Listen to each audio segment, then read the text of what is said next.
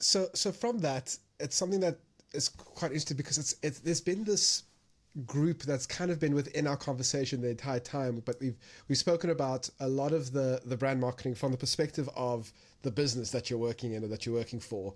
You know, what does the business need to do? What do the people within the business feel is important? But with that, you like the real strong focus is what is the audience looking for? And the thinking of the audience, the empathy part of how to work with or not with AI, that was very crucial there, right? Like having to understand the audience.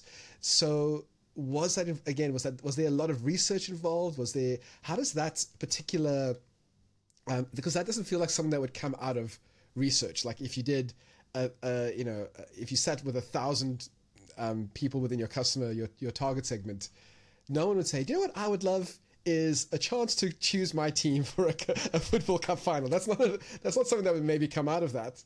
How does that idea come from having empathy for your audience? You spoke about Ford earlier. You know that Henry Ford quote around, if I asked users what they wanted, they'd say faster horses, right? I think there is a place for qual and quant research. I also think there is a very important and somewhat overlooked place for consumer immersion. Because spending time with your consumers, right, is where this really starts planting the seeds. And then it is a high-powered ideation where, you just kind of like step back and suddenly this thing snaps into alignment. But spending time in this instance in a tavern with users, understanding that this is where they sit, or consumers sit and they watch sport, and their opinions about that, and how that becomes a real social binder for them.